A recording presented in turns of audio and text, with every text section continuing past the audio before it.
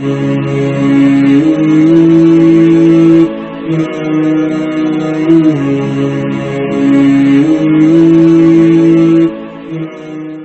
علیکم ورحمۃ اللہ وبرکاتہ۔ نحمدہ ونصلی علی رسولہ الکریم، اما بعد۔ اعوذ باللہ من الشیطان الرجیم، بسم اللہ الرحمن الرحیم۔ لقد کان لکم فی رسول اللہ اسوۃ حسنہ، صدق اللہ العظیم۔ اللہم صلی علی محمد وعلی آل محمد کما صلیت علی ابراہیم وعلی آل ابراہیم انک حمید مجید۔ اللہم بارک علی محمد وعلی آل محمد کما بارکت علی ابراہیم وعلی آل ابراہیم انک حمید مجید۔ میں امید کرتا ہوں کہ آپ تمام ساتھی خیر سے ہوں گے، عافیت سے ہوں گے۔ ہمارا سیرت کا سلسلہ جاری و ساری ہے اور اب الحمدللہ بہت جلدی مکمل بھی ہو جائے گا۔ مشکل سے کچھ ہی اسباق اس کے بچے ہیں، بلکہ اگر ہم بغیر ناغہ کے پڑھتے تو اب تک تو یہ پورا ہو جاتا۔ بس کچھ معاملات درمیان میں ایسے آ رہے ہیں کہ ان کی توقع بھی نہیں تھی۔ اللہ پاک ہم سب کے کاموں میں آسانیاں پیدا فرمائے اور پروردگار ہم سب کو پریشانیوں سے، دکھ و تکلیفوں سے، آزمائشوں سے ہم سب کی حفاظت فرمائے۔ لیکن انشاءاللہ جیسے تیسے اس کو مکمل کریں گے اور اس کے بعد کچھ اور چیزیں ان کو بھی شروع کرنا ہے، عربی کورس بھی شروع کرنا ہے، درمیان میں رمضان بھی ہے اس کو بھی کرنا ہے۔ میں بار بار اپنی ان باتوں کا اظہار آپ کے سامنے کرتا رہتا ہوں تاکہ آپ کو بھی یاد دہانی رہے اور مجھے بھی فکر رہے۔ بس اللہ تعالیٰ سے یہ دعا کیجیے کہ جن معاملات میں میں لگا ہوا ہوں اللہ پاک ان کو خیر عافیت سے مکمل کر دے، تاکہ یہ جھنجھٹ بازی جو دنیا داری ہے نا، اس سے جان چھوٹے اور اپنا جو روٹین کا کام ہے اس کو ہم خیر عافیت سے روزانہ کریں، جیسے کہ ہمارا پڑھنا پڑھانا۔ خیر بہت سارے لوگوں کے میسیجز آتے ہیں، اس سے مجھے خوشی ہوتی ہے کہ چلو ساتھیوں کو، بھائیوں کو، بہنوں کو فکر ہے اس کی طرف سے، اللہ جزائے خیر دے۔ چلیے باقاعدہ آغاز کرتے ہیں اپنے سیرت کے سبق کا۔ بات یہاں تک پہنچی تھی کہ نبی کریم صلی اللہ علیہ وسلم مدینہ منورہ سے مکہ کو فتح کرنے کے ارادے سے 10ویں روزے کو نکلے۔ درمیان میں اپنے رستے میں روزہ بھی توڑا، اور میں نے بتایا تھا کہ آپ صلی اللہ علیہ وسلم کے چچا زاد بھائی ابو سفیان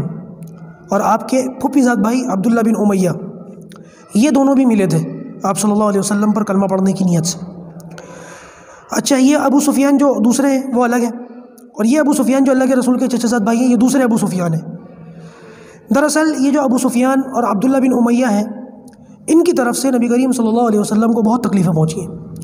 انہوں نے بڑی ایذائیں پہنچائی ہیں، آپ صلی اللہ علیہ وسلم کو بہت تکلیفیں دی ہیں۔ اتنی تکلیفیں دی ہیں کہ جب یہ کلمہ پڑھنے کے لیے نبی کریم صلی اللہ علیہ وسلم کے پاس حاضر ہوئے تو آپ صلی اللہ علیہ وسلم نے ان سے ملنے سے انکار کر دیا کہ میں ان سے ملوں گا نہیں۔ آپ اندازہ لگائیں کہ یہ تو گھر کے لوگ تھے نا، غیروں کو تو بعد میں کچھ کہنے کا موقع ملتا ہے، جب اپنے ہی اس قسم کی باتیں کرتے ہیں تبھی تو غیروں کے حوصلے بڑھتے ہیں۔ نبی کریم صلی اللہ علیہ وسلم کی یہ رشتہ دار تھے، بچپن سے اللہ کے رسول کو جانتے تھے، دیکھتے تھے، پہچانتے تھے، ان کی باتوں کو سنتے تھے، ان کے کردار سے واقف تھے۔ ان کو پتہ تھا کہ نبی کریم صلی اللہ علیہ وسلم کیسے ہیں، اس کے باوجود ان لوگوں نے آپ صلی اللہ علیہ وسلم کا، آپ کی نبوت کا انکار کیا۔ یہاں تک کہ یہ جو عبداللہ بن امیہ جن کا ذکر میں کر رہا ہوں، انہوں نے تو یہاں تک کہا ایک مرتبہ نبی کریم صلی اللہ علیہ وسلم کو اتنی بدتمیزی کی کہ لگے کہ محمد اگر میرے سامنے آسمان سے سیڑھی بھی آ جائے نا اور تو اس سیڑھی پر چڑھ جائے اور اس سیڑھی کے ذریعے سے میری آنکھوں کے سامنے تو آسمانوں پہ چلا جائے اور آسمانوں سے تو کوئی کتاب لے کر کے میرے سامنے نیچے اترے اور تو یہ کہے کہ یہ کتاب تجھے تیرے رب نے دی ہے اور تیرے ساتھ 4 فرشتے بھی ہوں اور وہ فرشتے یہ کہیں کہ محمد سچا ہے، خدا کی قسم میں تب بھی تجھے سچا نہیں مانوں گا۔ اتنی زیادہ جو ہے اس سے نبی کریم صلی اللہ علیہ وسلم کا بڑا دل دکھا۔ جب نبی کریم صلی اللہ علیہ وسلم کو مدینہ سے روانگی اللہ کے رسول نے فرمائی اور آپ کو رستے میں یہ پتہ چلا کہ عبداللہ بن امیہ اور ابو سفیان، یہ دونوں ابو سفیان بن حارث، یہ دونوں آپ صلی اللہ علیہ وسلم کی خدمت میں آ رہے ہیں اور کلمہ پڑھنے کے لیے آ رہے ہیں، تو آپ نے منع فرما دیا کہ انہوں نے اتنا دل دکھایا ہے کہ میں ان سے ملوں گا نہیں، ان سے ملاقات نہیں کروں گا۔ ان دونوں کو جب پتہ چلا کہ نبی کریم صلی اللہ علیہ وسلم نے ہم سے ملنے سے انکار کر دیا تو ابو سفیان جو تھے یہ اپنے بیٹے کو لے کر کے آئے تھے۔ انہوں نے کہا کہ خدا کی قسم اگر نبی کریم صلی اللہ علیہ وسلم نے ہماری طرف توجہ نہ دی، ہم سے ملاقات نہیں کی، تو میں اپنے بیٹے کو لے کر کے جنت میں چلا جاؤں گا، اس میں جنگل میں چلا جاؤں گا اور جنگل میں جا کر کے میں روتا پیٹتا رہوں گا، اسی حالت میں مر جاؤں گا اگر نبی کریم صلی اللہ علیہ وسلم نے ہمیں معاف نہ کیا۔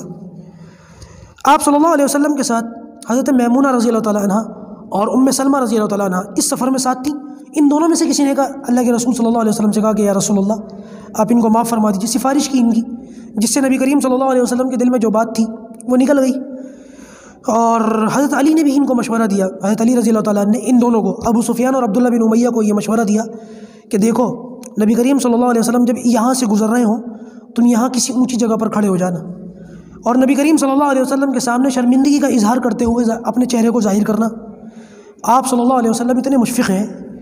اتنے جو ہے بااخلاق ہیں کہ جیسے ہی آپ صلی اللہ علیہ وسلم کی نظر تمہارے چہروں پر پڑے گی،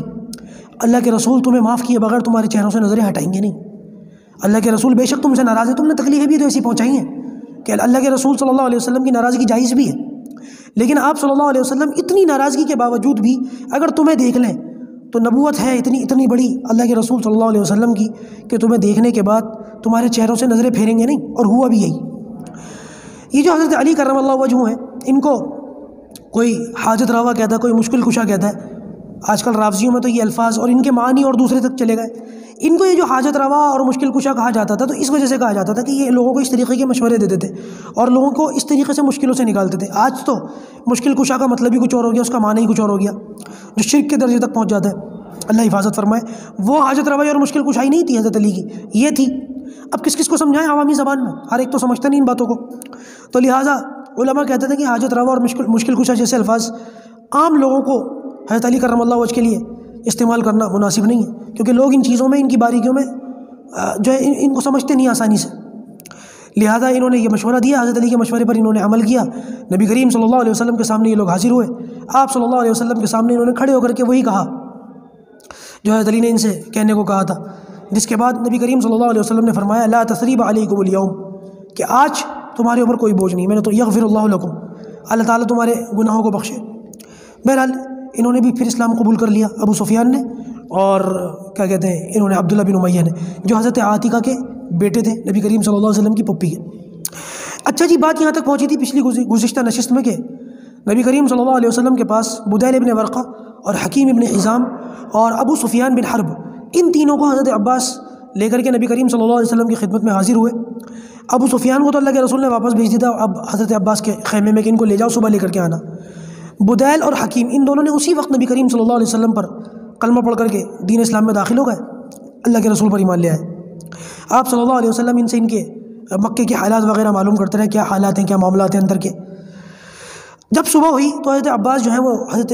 ابو سفیان کو نبی کریم صلی اللہ علیہ وسلم کی خدمت میں لے کر کے حاضر ہوئے۔ آپ صلی اللہ علیہ وسلم نے ابو سفیان کو دیکھ کر کے کہا ابو سفیان افسوس ہے تم پر، کیا تمہارے لیے یہ وقت نہیں آ گیا کہ تم اللہ کی وحدانیت پر ایمان لے آؤ؟ تو ابو سفیان کہنے لگے کہ یا رسول اللہ آپ بڑے، یہ نہیں کہا یا رسول اللہ، یہ کہا کہ آپ بڑے حکیم ہیں، بڑے بردبار ہیں، بڑے بااخلاق ہیں۔ خدا کی قسم اگر آج اللہ تعالیٰ کے مقابلے میں ہمارے یہ بت کسی کام کے ہوتے تو آج یہ ضرور ہماری مدد کرتے اور میں ضرور ان سے آپ کے مقابلے میں مدد طلب کرتا،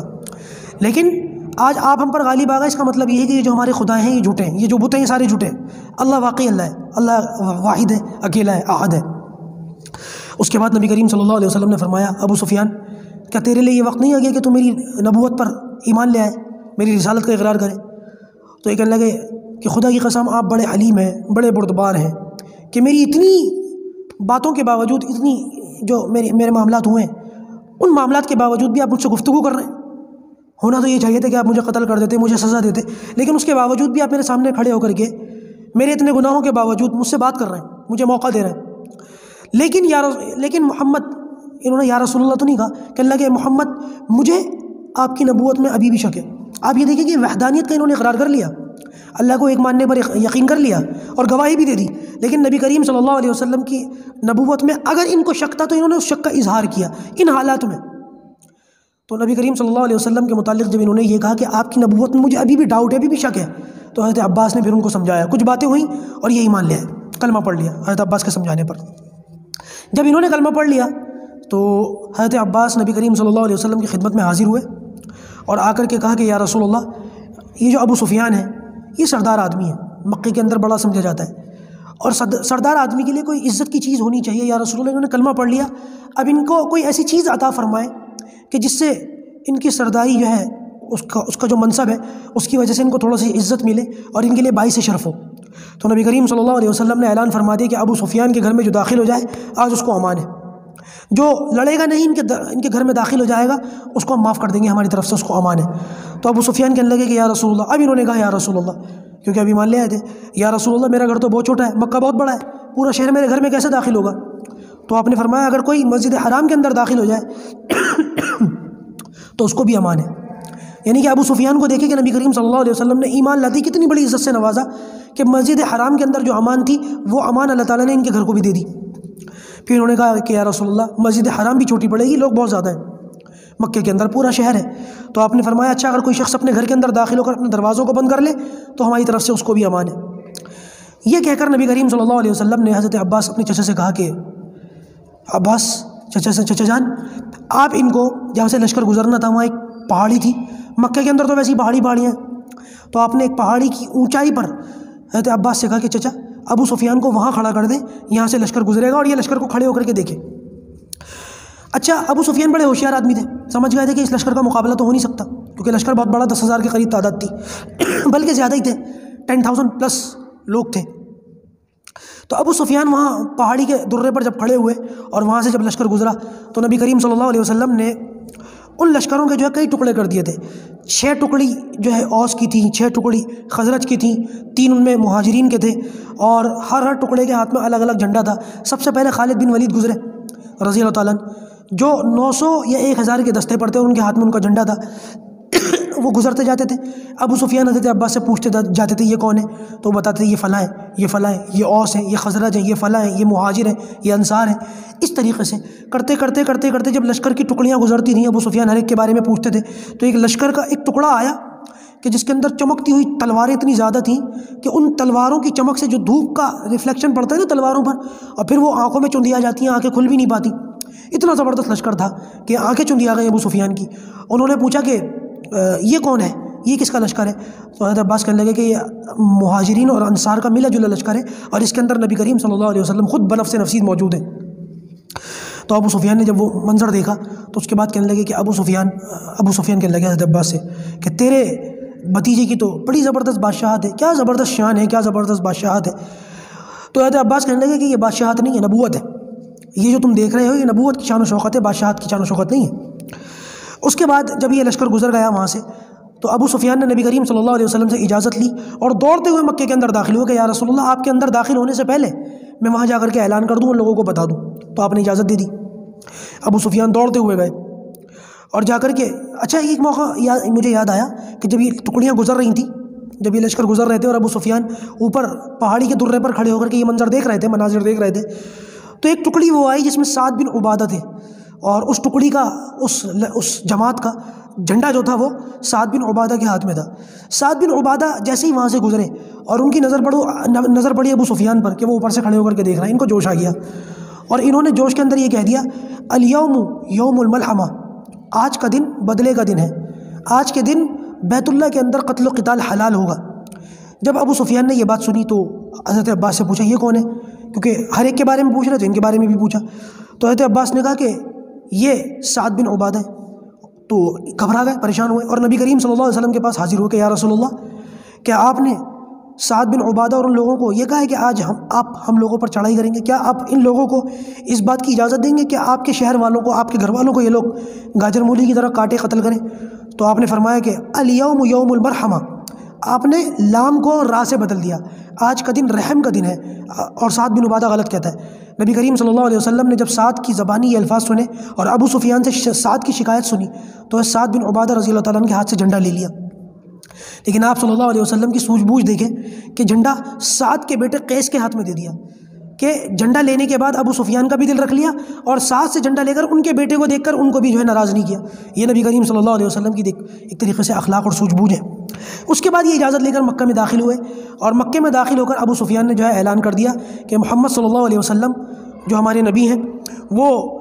جو ہے دین مکے کے اندر داخل ہو رہے ہیں، 10,000 کا لشکر ہے، میں بھی ایمان لا چکا ہوں اور تم لوگوں کے لیے عافیت اسی میں ہے کہ اس لشکر کا تم لوگ مقابلہ نہیں کر سکتے، بہتر یہ ہے کہ جو میرے گھر میں داخل ہو سکتا ہے میرے گھر میں آ جائے، جو مسجد حرام میں داخل ہو سکتا ہے وہ مسجد حرام میں چلا جائے، اور جو شخص اپنے اپنے گھر کے اندر داخل ہو کے اس کے دروازے بند کر لے تو ان سب کو امان ہے۔ کہتے ہیں کہ جب یہ اعلان کر رہے تھے تو ان کی بیوی جو تھی ہندا وہ آگے بڑھی اور انہوں نے ابو سفیان کی جو ہے مونچھیں دونوں طرف سے پکڑ لی، ان کی مونچھوں کو پکڑ کے ایسے جو ہے نوچ لیا اور کہنے لگی کہ یہ بندہ جو ہے پاگل ہو گیا، اس کی باتوں میں مت آنا اور دیکھتی ہوں میں کہ کون اس قسم کی وہ کرتا ہے۔ تو ابو سفیان اپنی بیوی سے کہتے ہیں کہ ماری جائے گی، تو بھی کلمہ پڑھ لے تو بچ جائے گی، جا اپنے گھر میں داخل ہو جا۔ اور لوگوں سے کہنے لگے لوگوں اس عورت کی باتوں میں نہ آنا، یہ تمہیں قتل کروا دے گی، مروا دے گی، اس کی باتوں میں مت آنا۔ جب لوگوں نے مکے والوں نے یہ اعلان سنا تو سب لوگ کوئی مسجد حرام کی طرف بھاگا، کوئی اپنے گھر کی طرف بھاگا، اور نبی کریم صلی اللہ علیہ وسلم بڑی شان و شوکت کے ساتھ جو ہے مکے کے اندر داخل ہوئے۔ اچھا، چند ایک چیزیں ہیں مکے کے اندر داخل ہونے کے بعد، کیونکہ پھر بات لمبی ہو جائے گی۔ آپ صلی اللہ علیہ وسلم نے صلاۃ الفتح پڑھی اور مکے کے یعنی کہ خانہ کعبہ کے اندر بھی داخل ہوئے، بتوں کو توڑا۔ یہ ساری چیزیں، اس کی وضاحت انشاءاللہ میں اگلی نشست میں کروں گا۔ اس سے پہلے کیونکہ حضرت ہندہ کا آیا ہے، کیونکہ انہوں نے بھی کلمہ پڑھ لیا تھا، تو ان کا بھی میں ذکر کر دوں، پہلے ان کی بات کو مکمل کر دوں۔ ان کی بات اصل میں ان کا ذکر پھر آگے آئے گا، لیکن پھر میں آگے ذکر نہیں کروں گا، یہیں پر ان کا چیپٹر کھلا تو یہیں پہ کلوز کر دیتے ہیں، پوری بات کر لیتے ہیں۔ ہندہ کے بارے میں آتا ہے کہ جب انہوں نے بھی کلمہ پڑھ لیا، محمد صلی اللہ علیہ وسلم کو اور مسلمانوں کو اس طریقے سے فاتحانہ انداز میں داخل ہوتے ہوئے دیکھا۔ حالانکہ فاتحانہ انداز تھا، اس کے باوجود نبی کریم صلی اللہ علیہ وسلم اپنی اونٹنی پر قصوہ پر بیٹھے بیٹھے اس طرح سے بیٹھے ہوئے تھے کہ کالے رنگ کا عمامہ آپ نے اپنے سر پر باندھا ہوا تھا۔ فتح مکہ کے موقع پر جو عمامہ اللہ کے رسول نے باندھا تھا وہ بلیک کلر کا تھا، وہ باندھ رکھا تھا، اور آپ صلی اللہ علیہ وسلم کی جو ہے گردن جھکی ہوئی تھی، یہ نہیں کہ سینہ چوڑا کرتے ہوئے اور دہاڑتے ہوئے اس طریقے سے داخل ہو، نہیں، بڑے عاجزانہ اور بہت عاجزی ان کی ساری کے ساتھ نبی کریم صلی اللہ علیہ وسلم جو ہے وہ داخل ہوئے۔ آپ کی داڑھی آپ کے سینے پر لگی ہوئی تھی، آپ کی نظریں جھکی ہوئی تھیں، جو ہے سر جھکا ہوا تھا، اس طریقے سے آپ داخل ہوئے تھے۔ جب لوگ کلمہ پڑھ رہے تھے، یعنی کہ ایمان لا رہے تھے اور نبی کریم صلی اللہ علیہ وسلم کے ہاتھ پر بیعت فرما رہے تھے، تو مردوں پر تو دین اسلام کی اور جہاد کی، مردوں کے ہاتھوں پر بیعت کی اللہ کے رسول صلی اللہ علیہ وسلم۔ مرد اللہ کے رسول کے ہاتھ پر ہاتھ رکھتے تھے اپنا، اور اس پر بیعت ہوتی تھی۔ عورتیں جب بیعت کرتی تھیں تو وہ اللہ کے رسول کے ہاتھ پر تو ہاتھ نہیں رکھتی تھی، ظاہر سے غیر محرمات کا مسئلہ ہے۔ دو طریقے آتے ہیں، کہ ایک تو یہ کہ ایک کپڑا جو ہے وہ تھا اور کپڑے کا ایک سرا عورتیں پکڑ لیا کرتی تھیں، اور دوسرا سرا نبی کریم صلی اللہ علیہ وسلم کے ہاتھ میں ہوتا تھا، اور اس طریقے سے بیعت ہوتی تھی۔ اور ایک دوسرا طریقہ جو آتا ہے وہ یہ کہ بڑا برتن ہوتا تھا اور اس کے اندر پانی بھر دیا جاتا تھا، اس کے اندر پہلے کوئی عورت پہلے نبی کریم صلی اللہ علیہ وسلم اپنا ہاتھ داخل فرماتے تھے، اور پھر اللہ کے رسول کا ہاتھ نکل جاتا تھا اور عورت اپنا ہاتھ داخل کرتی تھی، اس طریقے سے بیعت ہوتی تھی۔ جب عورتیں بیعت کر رہی تھیں تو حضرت ہندہ جو ہے یہ بھی مسلمان ہو کر آ گئیں، کلمہ پڑھ لیا تھا انہوں نے، اور انہوں نے نقاب کر لیا، اپنے چہرے پر کپڑا لپیٹ لیا اور آ گئیں، اور ایک کے بعد ایک عورتیں جو ہے وہ نبی کریم صلی اللہ علیہ وسلم کے ہاتھ پر اسلام قبول کر رہی تھیں، بیعت کر رہی تھیں، اسلام قبول کر رہی تھیں، بیعت کر رہی تھیں۔ جب حضرت ہندہ آئی ہیں تو نبی کریم صلی اللہ علیہ وسلم پر یہ آیت نازل ہوئی تھی، یا ایھا النبی اذا جاءک المؤمنات یبایعنک علی الا یشرکن باللہ شیئا ولا یسرقن ولا یزنین ولا یقتلن اولادہن ولا یأتین ببہتان یفترینہن بین ایدیہن وارجلہن ولا یعصینک فی معروف فبایعہن واستغفر لہن اللہ ان اللہ غفور رحیم۔ یہ پوری آیت ہے، اور اس کے اندر کچھ احکامات ہیں جن میں سے 4 کا ذکر ہے۔ ذکر تو سبھی کا ہے، لیکن کتاب کے اندر 4 کا ذکر ہے۔ وہ یہ کہ یا ایھا النبی اذا جاءک المؤمنات، کہ جب عورتیں ہیں نبی آپ کے پاس آئیں، یبایعنک بیعت کے لیے آئیں،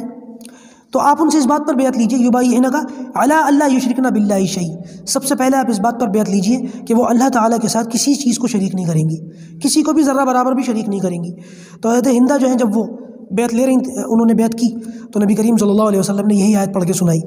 کہ یبایعنک علی الا یشرکن باللہ شیئا، کسی بھی چیز کو اللہ تعالیٰ کے ساتھ شریک نہیں کرنا۔ تو حضرت ہندہ اس پر بولنے لگی، کوئی عورت تھی وہاں پر اس وقت جتنی بھی عورتیں تھیں وہ آیت کو سنتی تھی، بیعت کرتی تھی، چلی جاتی تھی۔ ہندہ بولنے لگی، کہتی ہیں کہ ہم تو بالکل جب ہم نے کلمہ پڑھ لیا تو اب کیوں کسی کو اللہ تعالیٰ کے ساتھ شریک کریں گے، یہ تو ہمارے لیے بالکل عزت کی بات نہیں ہے۔ تو آپ نے پھر آیت کا اگلا ٹکڑا پڑھا، ولا یسرقن، اور چوریاں نہیں کریں گی۔ یہ بات بھی یاد رکھیں کہ عورتیں جو ہے چوریاں نہ کریں۔ تو ہندہ اس پر بھی بولنے لگی، غیرت والی تھی نا، تو بول پڑی کہ چوری تو اتنی گندی چیز ہے کہ کوئی شخص اگر مسلمان نہ بھی ہو تب بھی چوری نہ کرے، یہ تو بڑی بد اخلاقی والی بات ہے۔ اس کے لیے اسلام قبول کرنے کی کیا بات ہے، اسلام قبول نہ بھی کرا ہو تب بھی چوری نہیں کرنی چاہیے، تو اسلام قبول کرنے کے بعد تو چوری کرنا اور ویسی بری چیز ہے۔ تو آپ نے فرمایا ولا یزنین، زنا نہیں کریں گی۔ تو ہندہ اس پر بھی بولنے لگی تیسری مرتبہ کہ ایک شریف خاندان کی جو عورت ہے وہ تو ویسے بھی زنا نہیں کرتی، تو اسلام قبول کرنے کے بعد تو زنا کرنا ویسی بری چیز ہے، تو زنا کیوں کریں گی۔ تو اس کے بعد فرمایا ولا یقتلن اولادہن، اپنی اولادوں کو قتل نہیں کریں گی۔ زمانہ جاہلیت میں بیٹیوں کو قتل کیا جاتا تھا نا،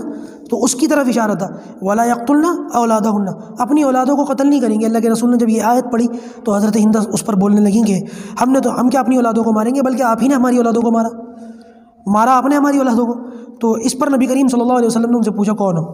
تو کہنے لگی کہ میں ہندہ، عتبہ کی بیٹی۔ اس پر نبی کریم صلی اللہ علیہ وسلم کو کوئی جواب نہیں دیا۔ آپ اندازہ لگائیں کہ دنیا میں کوئی بھی قوم جب کسی دوسری قوم پر اس طریقے سے فاتحانہ انداز میں داخل ہوتی ہے تو وہ قوم کس طریقے سے اپنی ایسے رکھ سکتی ہے؟ آزادی اظہار رائے اس انداز میں کوئی رکھ سکتا ہے؟ جیسے ابو سفیان نے کہہ دیا یا محمد مجھے ابھی بھی تمہاری نبوت کے بارے میں تردد اور شک ہے، اور جب وہ شک ختم ہوا تب کلمہ پڑا، حالانکہ تلوار کے نیچے کھڑے ہوئے۔